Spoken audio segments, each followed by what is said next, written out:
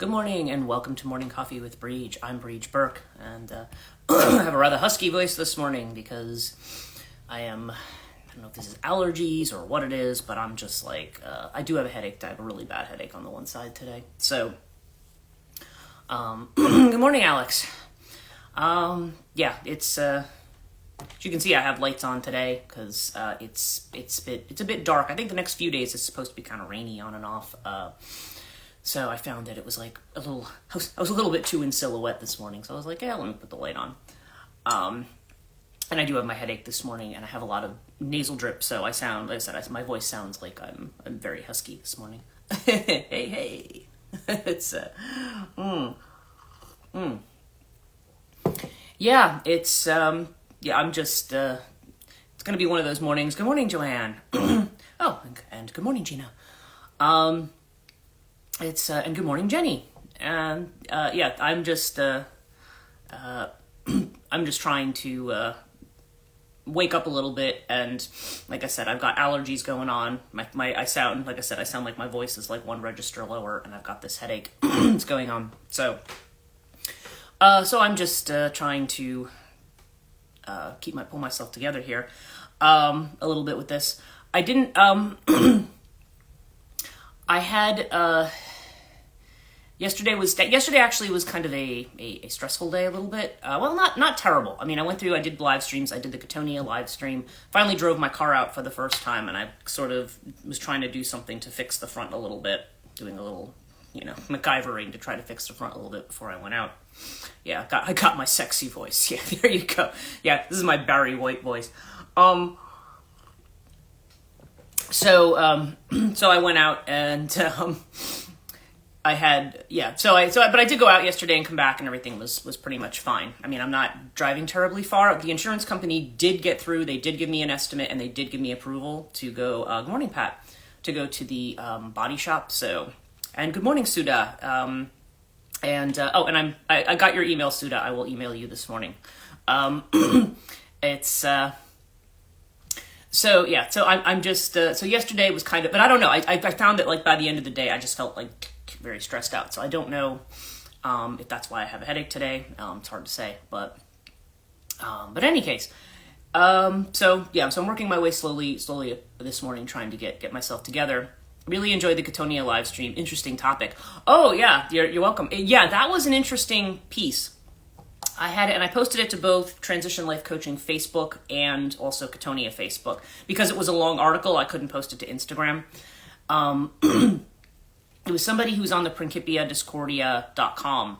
And actually that person liked the fact that I had shared the article. And it was by somebody named Josh Schrey, I think his name was. And he was talking about Jordan Peterson. You got the turtle again this morning. I'll have to catch it today.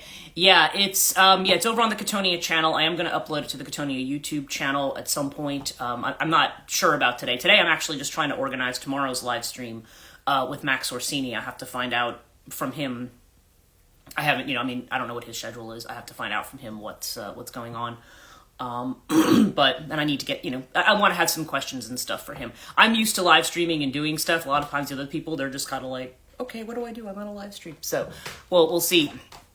I want to get everything together and I want to do the streaming in a way. I did talk to my friend who does videos and I asked him about what he does. Well, he has actually a very complicated setup for his live streams. And he was telling me, I forget the name of the software, but it's one for Mac, but that he uses that's special. And, good morning. And, so I don't know if I'm going to use that. I mean, I know that Joanne, you guys use StreamYard. I have used StreamYard. My problem with StreamYard is that it takes a lot of resources up on my machine. The Jordan Peterson thing. Yeah. So what happened was, now I as I said on the live stream yesterday at Kundalini, I've never really been a fan of Jordan Peterson. Like the first time I ever heard what he said, he starts out sounding like somebody who's very rational. Like he sounds like he's very, like he knows his Jungian stuff. And obviously, he went to certain grad schools and stuff. It's not that he doesn't, hasn't learned certain things. It's how he applies it. And he applies it in a way that is meant to justify a not only a masculine dominated culture, but also suggests that human beings have always been wired on some kind of a metric. Love Jung, yeah, but the way he uses Jung, I really, excuse me, Jesus. When I was in graduate school, I really hated him because, when you were trying to make the Jungian point, everybody would kind of be like, oh yeah, Jung's a racist, he's this, he's that. And they were pointing to Peterson as an example of that. And I'm like, no, Jung is not that. Peterson is misusing Jung. It's like anything. You can take the writings of just about anybody. I had one of my colleagues, my body rejected his thought process. Yeah, his every video I've seen of his, I'm just, first of all, he started out by being controversial because he was going out against trans people and trans pronouns and things like that. And then he kind of got into this space of, like, even like people like, well, Bill Maher's kind of like, interesting. People who like Bill Maher, people who hate Bill Maher, both kind of have points. But he's, even him talking to Peterson on his show going, well, you sound very reasonable to me. I'm like, yeah, sure. If you're like, like a white guy with a lot of money, I'm sure he sounds very reasonable to you. And he had this book that I remember one of our libraries had bought, was like the 10 Rules for Life or something. And that was supposed to be his thing. And like a lot of these books, they're meant to be something that just sounds rational and calm and stuff. The gut says no on him. No, thank you, Jordan, for pushing me towards oneness and Hinduism. Yeah, and the article was talking about, I saw him doing a pod smoking a joint. Well, which one of us hasn't done that at one time or another, right? But honestly, but he is somebody who supposedly had certain kinds of issues. But even so, I mean, with Peterson, I just feel like he is a guy who, they were talking about how he did 2 things on Mother Kali, okay, on the goddess Kali. And the fact is that Kali, okay, she's already a highly misunderstood goddess in this culture. As I have mentioned on there, my guru, when my guru first started coming around, I think she first started touring like in the late 80s. Now, mind you, I did not see her. There were some people who saw her back then, and when there was only a handful of people, I said, boy, I can imagine what that was like. But once the programs got to be really, really big, I met her in the early 2000s, like 2002. Okay, so it was long. It was still like 22 years ago. And at that time, there was a video that was out called Vintage Scenes. Now, I have it on VHS tape. And it's a video of Amma from like from the 80s, basically. And this was her in her when the people first got the idea that she was, something special, that she was. And these were videos of her doing Devi Bhava, she specifically does Kali Bhava, which you will not see at any program. She also did Krishna Bhava, which is where she takes on the mood of that deity, like almost at the festival. She does Devi Bhava usually at her programs. I don't know if she did it this year or not, because it's really taxing on her body now to do that. But it's like it's almost where she becomes like, it's like the personality almost disappears. It's like she's in the mood of the deity completely, and she manifests the deity. It's hard to explain the bhava, but it's like, it's a mood, and it's there for devotees to be able to have something to, a person to kind of latch onto. But she has these things, and of course inherently that's what she is, and inherently what she is what everybody is, right? But she used to do Kali Bhava, where she would she would be dancing around, she'd be swinging, mounted in a more, good morning, JR.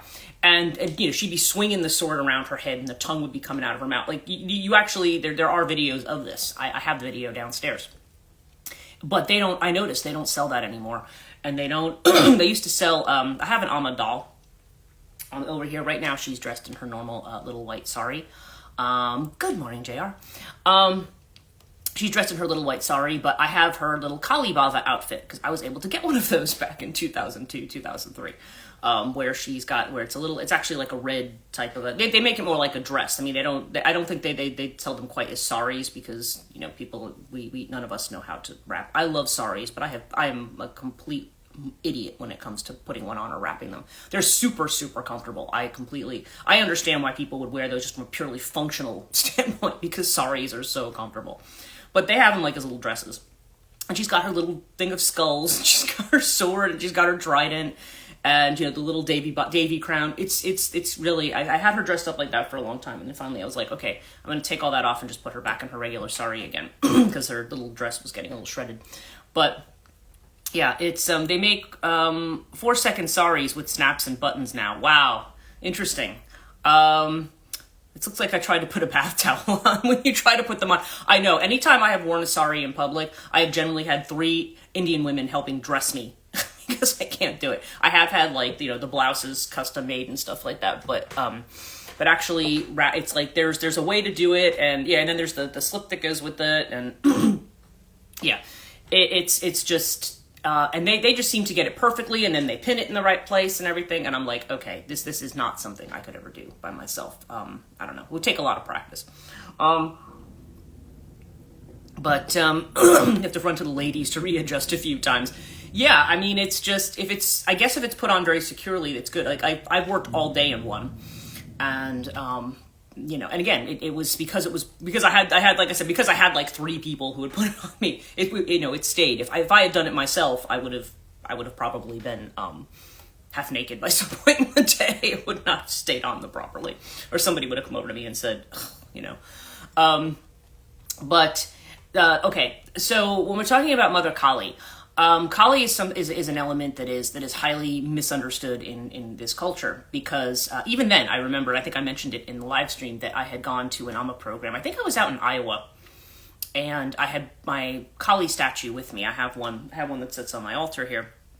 It was a Sacred Source statue. I know some other people here are familiar with Sacred Source for other statues. They do a lot of statuary from different faiths, and I had brought it, and I remember I was going up, and there was a woman, everybody online, they all act like they're all just so happy, and so, this and that, and they're really not.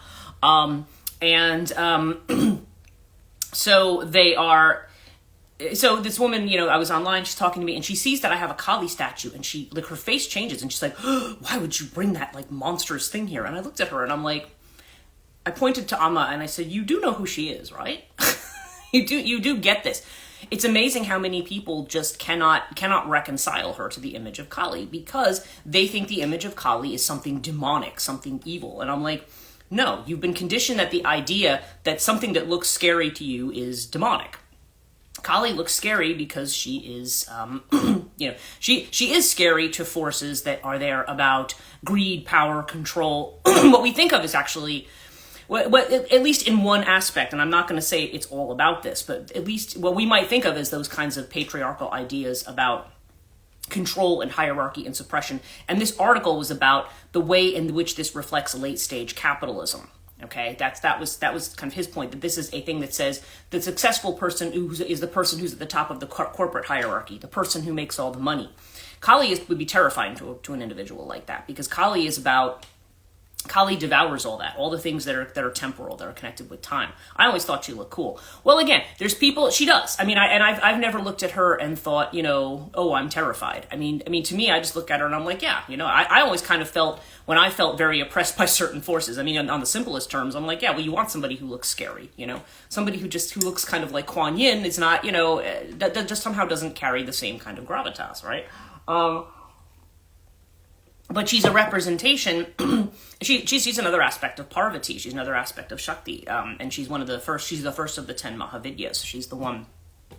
She represents that deep knowledge of the divine feminine, because Kali represents kind of void. She's the devouring of time, but she's also part of that cycle. And there's different aspects of Kali. I mean, there's Ugra Kali, there's Bhadra Kali, there's different aspects of her, but they're all beneficent, because if you look at her hand gestures, she has her hand gesture, the mudras that she's making. One of them with her hand up just means, fear not, don't be afraid.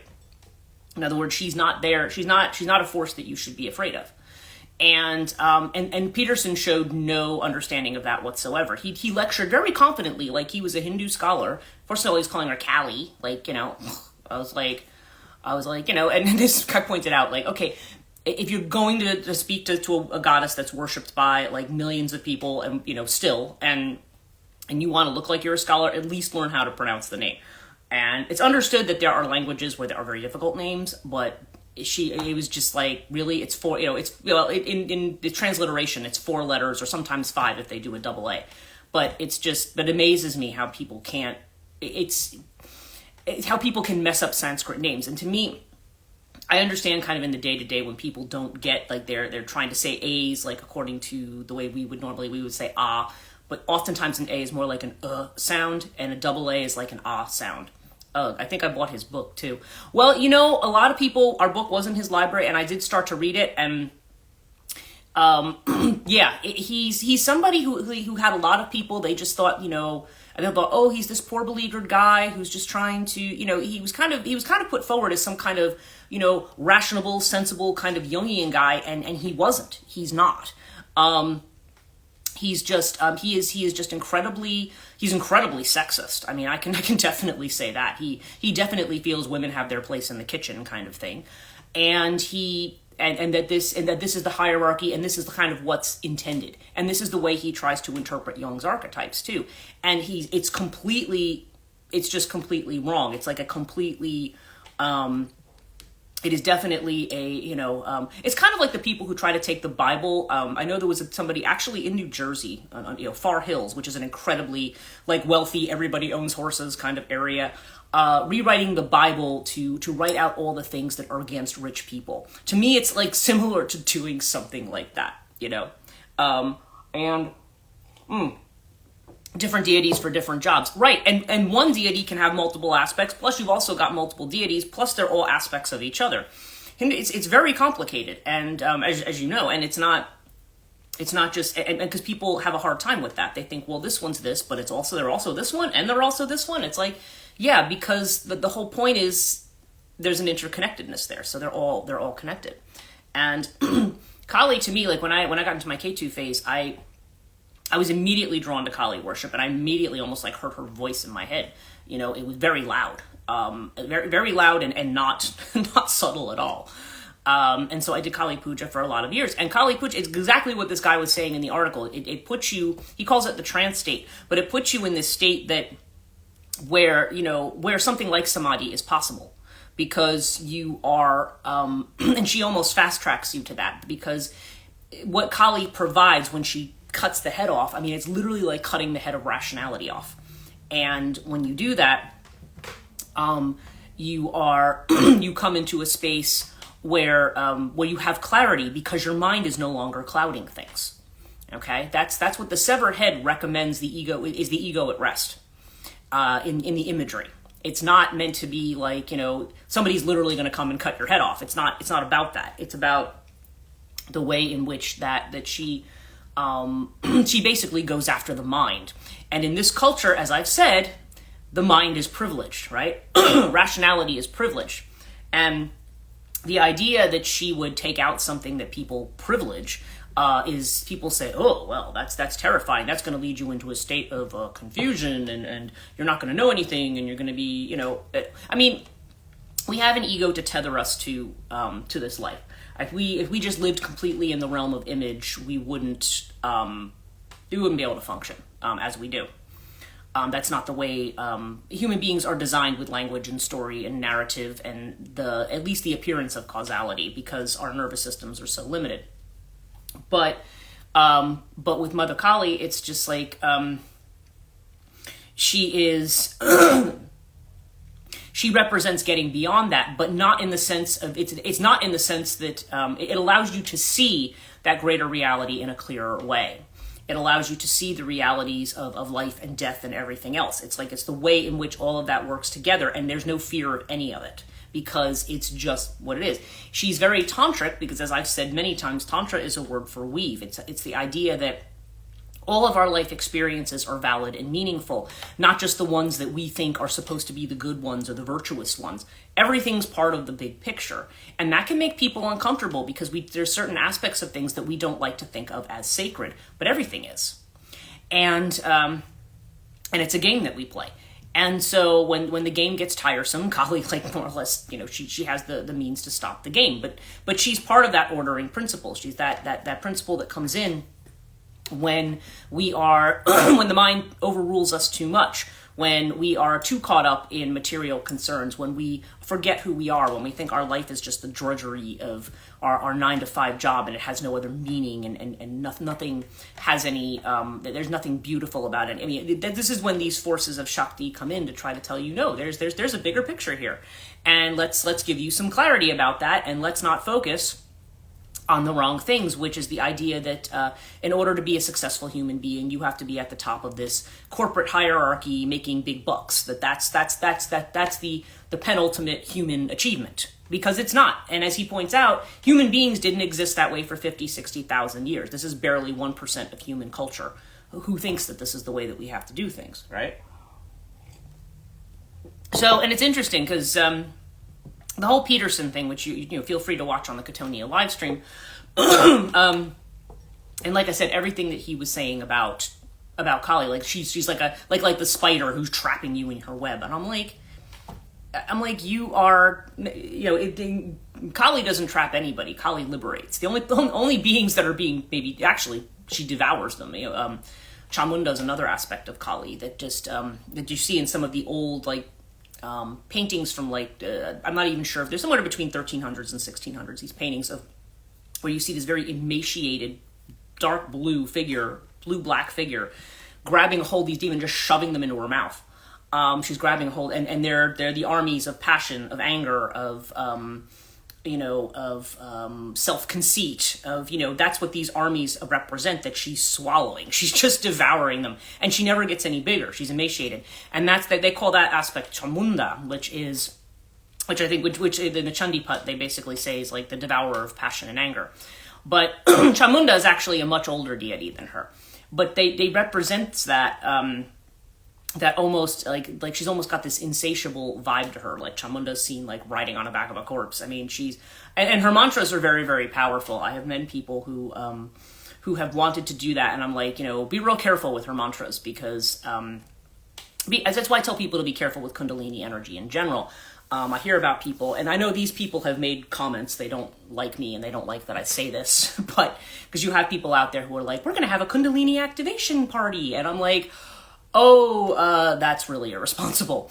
And to me, I don't, unless you have been initiated into a lineage, unless you are a guru, unless you have a means of, unless you have been properly trained and initiated into doing that, yeah, but I know people who have gone to those, and I'm like, and thankfully, in those cases, I just think whatever this person did just didn't work. It might have been like something to align your chakras or something, which is fine, then advertise it as that. Don't talk about Kundalini activation. I'm not going to have some 25-year-old yoga instructor activating my Kundalini, okay? And people don't seem to realize, they think Kundalini is just like, oh yeah, that's my power, super bad idea. It's, opinions are like, but everyone's has one. Yeah, it's, what Joanne's saying here. It's just like, yeah, it's very, Kundalini energy is the fundamental consciousness that you are connected to, and the people who have activated their Kundalini improperly, use mantras improperly, have ended up paralyzed, have ended up with brain damage, have ended up, literally like in a psych ward, because it can be really, really dangerous to have anybody other than a guru. And that's why people go through guru lineages, or why you go through these initiations, not because in these are cases, these are where this kind of, it's almost like it's a tree with the roots. It's like being passed down through the lineage. When you try to do it over here on your own, you may or may not be successful at it, Gurus and spirit guides. Yeah, and some people do have spontaneous activations. I'm pretty sure I had one back in the 80s, but then when Amma gave me a mantra, she activated mine again. and that's the thing, because the guru, it's hard to understand in the West, but the guru-disciple relationship is such, because we always think of it as like, when we talk about obedience to the guru, people don't like that word. People are like, ooh, obedience. We talked about obedience the other day. And obedience to the guru, the idea that if the guru tells you to do something, you do it. And people say, well, I'm not going to have, because there's a lot of people who call themselves guru who are fake. And yeah, you don't want to give all your life decisions to somebody who is fake, right? But when you have an authentic guru, they know and they understand something about you that you don't. and they don't steer you wrong. My daily Kuan Yin practices started up excited, makes me sit still. Oh, okay, that's cool.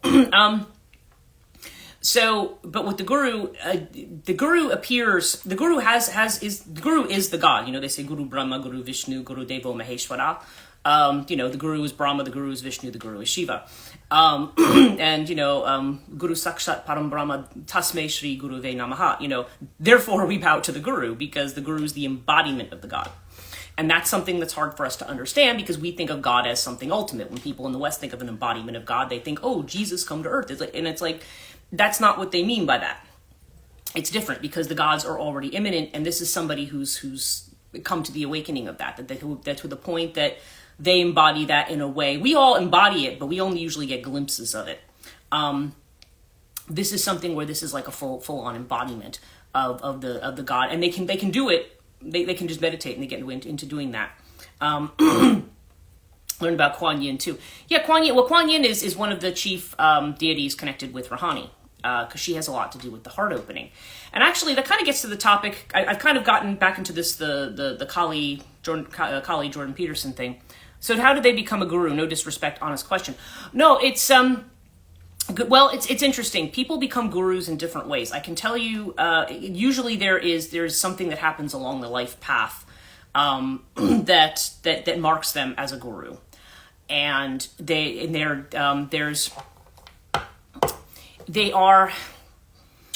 Amma's case, she grew up. She was in a family. I forget how many children, like 9 children. She was a lot. Sorry about that. I didn't mean to real topic. Oh no, that's okay. It's fine.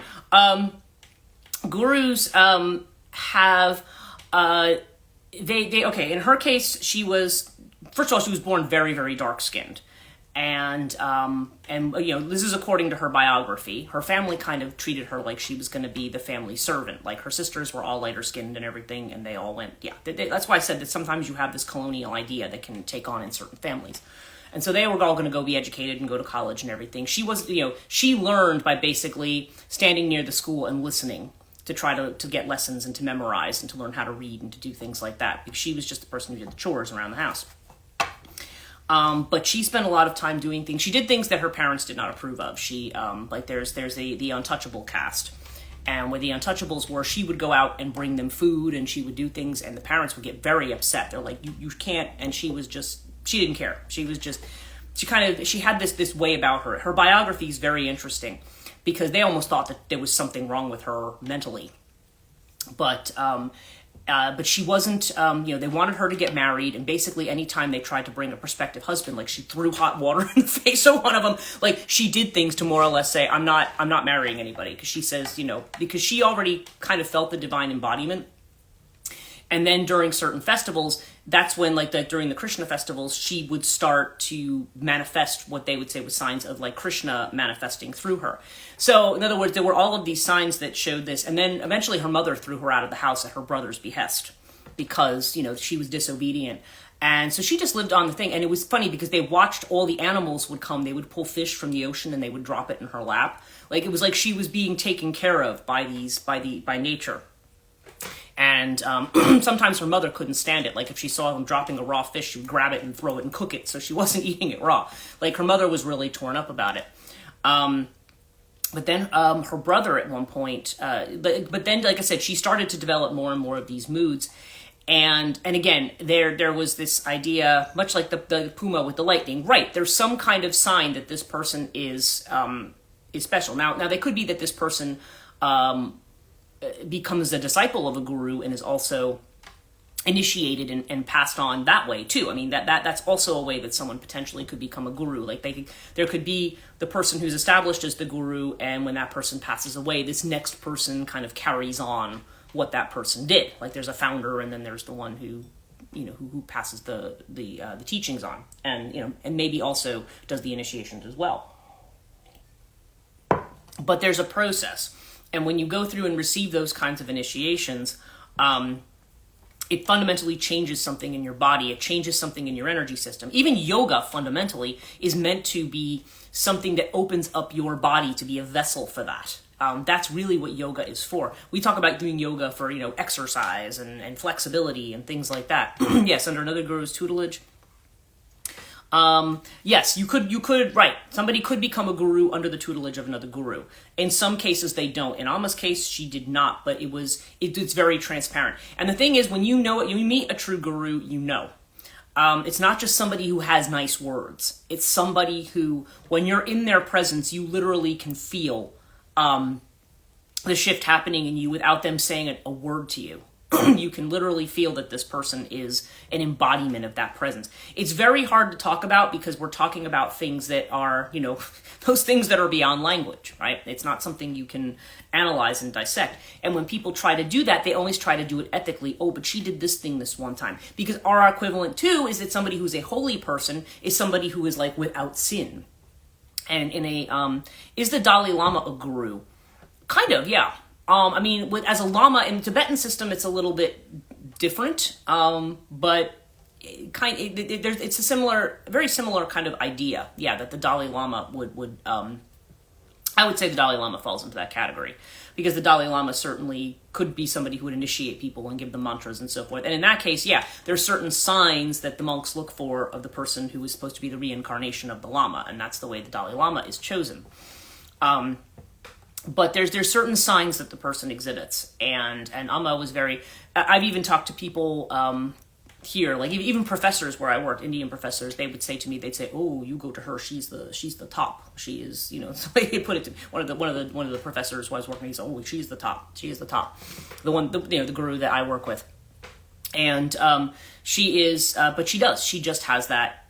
And the guru just knows. This is a woman who has probably not even an 8th grade education by equivalency, and yet she can speak to you in any language. She speaks Malayali, but she can speak to you in any language in the world. She's had people. I remember them saying there was somebody who came from Poland. She was like a refugee, and they brought her to Amma, and they didn't. At that time, they didn't tell you what the languages were. And when Amma hugged her, she started singing to her a lullaby in Polish that her mother used to sing to her. Now, nobody knew this. Nobody even around her knew this. And then the woman started to cry because she was just like, she knew that Amma knew something about her. And it's not that Amma's any kind of magician. She's just, although I know that she does also, she does different, a lot of times when she initiates you, she also can do tantric initiations. She has initiated people into Sri Vidya. She does do this kind of thing. It's incredible. Yeah, because they are keyed in. They are tuned into something and they just flow into it. The ego does not get in the way of the true guru. And I have had times with her where, I've like I said, the experiences I've had of samadhi, I credit to Amma's intervention because because again, I'm an academic. It's very hard for me to get out of my head, and worshiping Kali and Kali Puja, Kali Mantra, all of the things, and plus the mantra that was given to me, they all do things to kind of release the mind. They let go of the mind. So yeah, so that's kind of the thing. The thing though, I can relate it back to what I was going to say, connected to source. Yeah. They are connected in a way that we usually only get a glimpse of, okay, when you're dealing with a true guru. And that's why, because the guru becomes an extension of you in a way, or you're an extension of them. It's kind of both. And they know. The real guru knows. And again, there's a lot of people who will position themselves as such, but it's hard to understand Amma, but easier to meet her. Yes, and Sudha's exactly right. Meeting her in person, you can get it. If you try to explain it, it's like that woman who was in the audience behind me when I was going to see her, who was going like, well, I don't understand, like, do people worship her? My friend Yesha studied under a guru as well. Yeah, well, typically if you're going to study within Hinduism, or even within Buddhism to some degree, you're studying under a master, you're studying under a guru. And the thing is, when you have your Kundalini activated in that kind of space, that person is like almost there watching over you. In other words, it's being done in a very safe way. It's why I steer a lot of people to the integrated Amrita meditation, because you don't have to be an Amma devotee to do that. The IM35 is more, it focuses more on her, but even, because it honors, it's more spiritual, it honors her a little more specifically. IM20 is more for people who have who are secular, have no belief system. She has kind of developed it both ways. But that is the one meditation that I've done. I said that actually, if you do it regularly, which I have to say I'm guilty of not always doing it regularly, but it does actually do something. Yeah, supervised. You wouldn't try it on my own. Yeah, you wouldn't try it on your own. Yeah, these are things. There's a lot of things unless you're a guru yourself, which sometimes these people can be born into certain situations, but most people are not, and that's not something usually that you self-determine. Usually, other people have determined that that's what you are. So in any case, she does all of this work, and yes, she does a lot of social work, a lot of charity work. She's built hospitals in India. There's programs here all over the U.S. Wherever she has devotees, there's always kinds of these programs, these kind of to help others. But she is also but yeah, as far as having that activation, that it's going to. She's teaching you how to work with that energy in a way that is not going to be harmful to you. Okay, so that's why. And that's why sometimes they say that you shouldn't recite certain mantras, you shouldn't do certain things. So every time I have done new mantras, I have to ask permission. I ask her permission. Although she got to a point where she said to me, "Why do you ask me?" She's like, just do it. Don't ask me. So I was like, okay. But yeah, she is somebody, and like to see her. It's like Sudha said, yeah, some things have to be experienced and can't be talked about. So that's the easiest way to understand. But so let's see what our reading says for today. The topic I was going to talk about, and I can talk about it tomorrow too, was more about and really in a way this kind of dovetails into that, because it was about opening up, because all of us are getting things about thinking outside the box. I think that was the phrase that came into my head this morning, thinking outside the box. And how do you think outside the box? And it's like, well, it's not something you can do through the mind. And here we are talking about the guru. The guru is one who kind of tricks you into doing the right thing. And that's what she said. She says you have to use a kind of trickery, because otherwise the mind will get involved and try to fight you,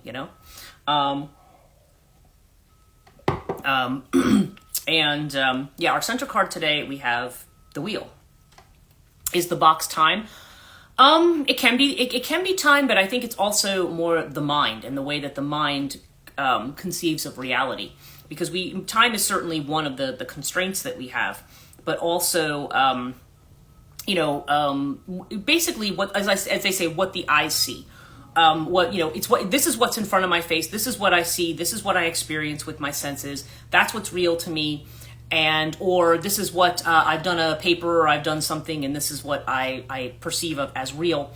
But reality is bigger than that, and the possibilities are bigger. Oftentimes, we make decisions about how we have to solve a problem based on how we solved that problem before, so timing, limiting thoughts and concepts. Yeah, we're limited necessarily because we do go through our experience, but sometimes we got to get beyond our experience, right? And so this is about change, and this is about change that's happening. Here's your wheel, right? This is change that happens in spite of us. This is this kind of change that can happen. Changes are happening right now for a lot of us, and then we have the sorrow card as what we're not aware of. So, and this is interesting because I think I mentioned this card the other day. This is a monk who, when his master, his guru, dies, he feels he died without becoming enlightened, and so he feels he has failed, right? But they said, when he went to bed that night, the next morning he woke up enlightened. Because sometimes those moments of sorrow are the things, that the moments of crisis, the moments of sorrow, the moments of anxiety are the things that may push us through to the new revelation, okay? I asked this morning the question of my cartouche cards. I said, well, what do you tell people when people say, how do you, the wheel running you over? Yeah. Well, see, the idea is to be in the center of the wheel, not to be dragged around on the edges of it. But it's, so what sorrow does, so a lot of times, like a lot of us who are going through conflict, obstacles, hitting things right now and saying, I don't know, why is it like this? This doesn't seem right. This doesn't seem fair. But it's nothing to do with right and wrong, or what were your actions. We always think of karma as, if I do good things will happen. If I do bad things will happen. And karma doesn't necessarily work like that. And I'm not even sure, even though Amma does talk about it this way, I'm not sure that I even think about it in terms of oh, this is you're paying for your bad actions. I don't really, your day's been successful then. I don't even think about it that way. I just think that our experiences push us to look at things a new way.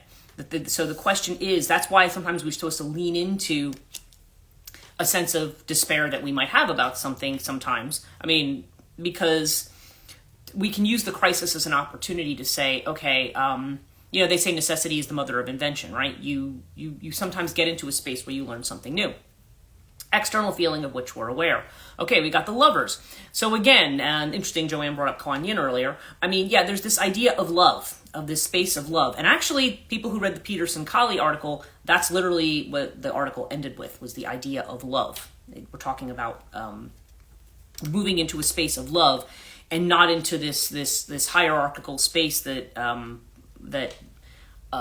says that the greatest human achievement is how much cash you've earned. The greatest human achievement is how well you've learned to love, right? How well do you love? How well do you connect with what's around you? How well do you be in the life that you're in and live it, right?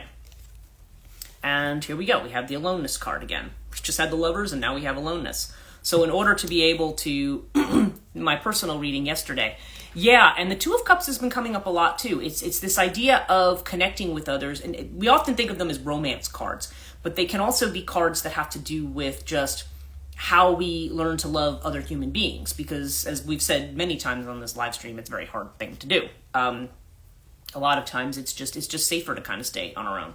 But this, I think, is kind of, again, saying about, you make that connection. First, you're a light unto yourself, and then you're a light unto other people's, right? Under other people. That that aloneness, that trek that we have where we go through that kind of sorrow, and it leads us to a place here. We have the Sun card as the outcome, which is the Innocence card. Okay, so we have the trying to see if he's holding a grasshopper. I think it's a grasshopper. I was going to say, is it a praying mantis or is it a grasshopper? It's hard to see what this guy's holding, but I had a little mantis. I saw somebody taking a photo in the middle of my road the other day. I'm like, what are they doing? And I realized it was a praying mantis just kind of hanging out in the road. But so I went outside to go see where he or she was, and it had already taken off. But yeah, to get back to a place of innocence. We are at a time that we need to reflect on these experiences, or you need to absorb them in an experiential way. You feel them in the body, because it's kind of like that's the point at which you are, maybe not only recognizing the obstacle, recognizing the crisis, but maybe also recognizing that you need to let go of something, and there may be a lot of sorrow around that, because you may just, or you may just say, I want to go back to the way things were. I want it to be what it was before. But things change. And so as we have change, we need to take time to absorb that change. We need the new era we're moving into is one about balance and connection, not about this lopsided idea of this male, late capitalist, hierarchical kind of crap. And so this requires like almost an innocence. This is the Sun card. But it's this idea of the old man looking at things again through the eyes of a child, looking at things with a kind of innocence where you look at the world now, the fresh eyes that you're looking with, which might not be these eyes, is kind of one, and it might be, but it's about wonder. I like that. I need safety from ideas. And it's, I see the Two of Cups as an exchange of ideas lately. Yeah, and that actually is another aspect of it, because it's a matter of where you find your support. Like your answers sometimes are out, they're not just in your head, they're out, you hear it somewhere else, you get it reflected back at you, I want to be old like that man. So, well, I suppose we all working towards it every day, right? But this, yeah, he's just somebody who is just, again, there's like an innocence that we have as children that we lose. The more that our minds get involved, the more that we're educated, the more that we learn things. And there's a certain amount of learning that we need to do the basic things of life, but that takes over to the point that gets eclipsed, that we lose that. We lose that sense of innocence. And, that also kind of gets back when I talk about obeying the guru. It's almost like the idea of, you're getting back to that innocent trust of life and of the universe, saying the universe, okay, there's change and it's going to take me to where I need to go. Emotion exchange of ideas, balanced emotions, that is, love instead of anger. Yeah, it's, where we are in a space, all of our emotions have a place, but where we're not living all the time, where every day is a chore, where you're dreading things every day. And rather than, like I said, seeing through the eyes of sorrow, seeing it through the eyes of connection, or of how you can change things. But we often have times a lot of bitterness, sorrow, and despair about what we're trying to let go of. And I feel like we've all kind of been at that point recently with different things. And these things do stress us out. You don't want to bypass the fact that they stress you out. But then it's the question of, okay, how do you go through the feeling and then move towards whatever the solution, truly less anger, more possibility. Yeah, where are we moving to? So anyway, that's me for today. We're at quarter of. So I want to thank you guys very much for joining me today. I'm going to go nurse my headache and try to I'm going to try to set this live stream up. Like I said, Suda, I owe you an email this morning, so I will send that to you. And and we will see what happens the rest of the day. Thank you. I'm okay. I guess there's a rest of her thought there that doesn't have. I'm just going to finish my coffee. Going to watch the pod. Oh, you're going to go watch the live stream. Yeah, over on Katonia Podcast. You guys welcome. Yes, you're welcome. Yeah, definitely check it out if you haven't checked it out over on the Katonia Podcast channel. And hope you feel better. Thank you very much. And and we'll see you tomorrow morning, certainly, if not sooner. Take care.